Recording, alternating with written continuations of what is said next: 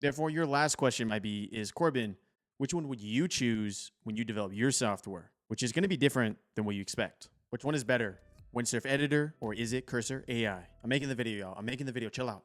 Chill out. I've been seeing the comments. There's been a ton of stuff on the internet talking about, oh, Windsurf is better. Oh, Cursor AI is a thing of the past. Okay. Let me go in today's video from my experience of building out a software company, which one I would go with if I had to choose between the two. So right off the bat, Windsurf is the perfect example of why capitalism works. I just realized that sounded like a very loaded comment. Let's just go and break it down by pricing and then go into functionality on the actual IDE itself. IDE stands for Integrated Development Environment. Another one is going to be VS Code. Starting off here with Cursor AI. Now, all the pricing I'm going to show in this video is going to be on the monthly, right? Because who the heck pays for annual? If you do, I think the only thing I pay for annual is like Amazon Prime, but that's a different story. Their first paid tier is around 20 USD comparative to Windsurf, which is only 10. But to be honest, let's forget about paid tier for right now, and let's just go for free. When using Cursor AI's free tier, it's gone down tremendously. Now, obviously, this probably has to do with scale. This probably has to do with the fact that there is a ton of new users, therefore they're deprecating features that they originally gave to the free tier. But man, you run out of credits fast, and their low tier model of Cursor Small is no good. I've used it personally multiple times, and I just found myself realizing that, the code outputs here are just like, no bueno, nicht gut. So therefore, free tier wise, you're going to opt for Windsurf just right off the bat. I've noticed higher quality outputs using Windsurf Editor on the free tier. Now, there's a huge caveat I'm going to say right now. Look at the date of this video. Look at the perks right there. Tell me if they're different. It isn't by chance that their first pay tier on Windsurf is 10, comparative to 20. I mean, this is a clear shot at Cursor AI saying, hey, we're 50% cheaper.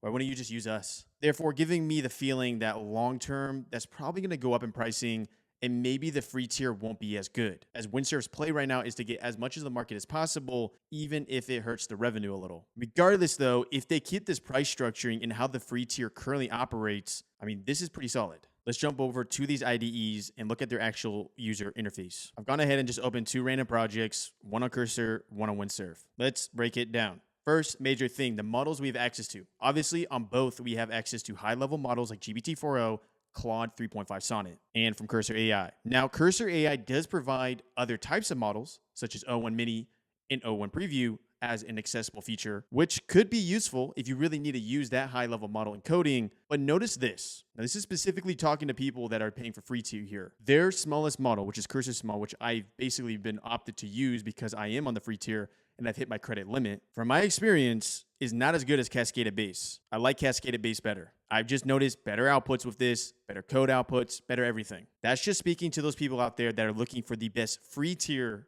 version of an IDE. Knowing this though, when looking at the actual chat itself, it's very similar when it comes to user interface. We have the ability to add images in both. We have the ability to add certain files. We have the ability to select different models like we discussed before. Not much of a difference there. Now, one thing that I saw really shines with Cascada and Windsurf is its ability to handle terminal commands, specifically when creating React apps or just running terminal commands in general. What I find with Cursor AI is more loops, more situations where I put in a simple prompt like create a React-based app and find myself in dead ends. Therefore, I'm not sure on the system Windsurf's using when structuring the artificial intelligence when we're accessing it in a chat-like method. Whatever it is, it definitely seems to be better tailored for better code outputs. Another cool thing that Windsurf does that Cursor AI really doesn't do is our ability to differentiate between, hey, we want to mess with the actual code base, e.g. like, you know what? I want to mess with app.js, I'm going to add it, let's do something, comparative to just talking to it. So obviously Cursor AI, we could just talk to it, and that's fine. But having that differentiation maybe is just user preference. So for example, when I have write selected here and I provide a file, we'll get code that is for the actual file itself. Alternative, when I have chat here, then we just can talk to it. We can ask questions, understand stuff, keep going. That's user preference though. If you find yourself where you need to talk to an AI model more, there you go. Therefore, here's the baseline. And here's the huge caveat that I've been adding throughout this entire video as it's still early days for Windsurf. If they maintain the perks that they currently have for the free tier and the pricing for their first paid tier, then Windsurf just wins. But I don't really know if they're going to do that.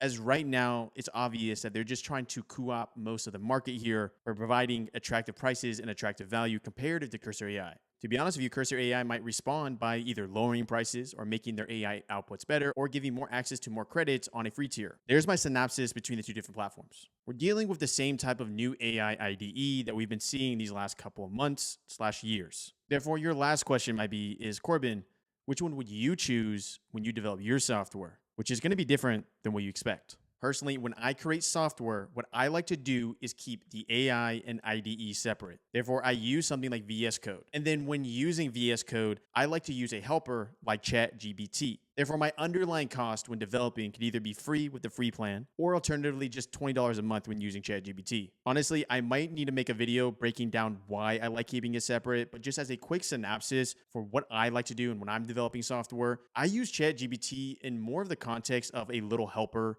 or an assistant, not necessarily like, hey, code out an entire file, but more in the sense of here's code, change it a little. Do you think this is good? Do you think this is bad? Refactor this, etc. I find the workflow when dealing with VS Code and ChatGPT a lot faster as I'm able to separate the two. As I'm sure you're aware of, but when using something like Windsurf or Cursor AI, there is times where it starts changing files that you wouldn't want it to change, adding code that just seems extra and just not needed. It's nice keeping it separate where you have the ultimate discretion whether to copy and paste it over or keep going. That completes this video, so make sure to leave a like. It's completely free. I'll leave an entire playlist at the end here showing you how to use Windsurf, also a bunch of other different stuff on this channel, how to create a front end, a back end. We're talking hours of content from me personally, Corbin Brown. I'll see you in the next video. Are you staying with Cursor AI? Are you like, no. I vida Zin. I go to Windsurf now. I'm a surfer with wind. 2 random videos. That's my face. I'll see you in the next video.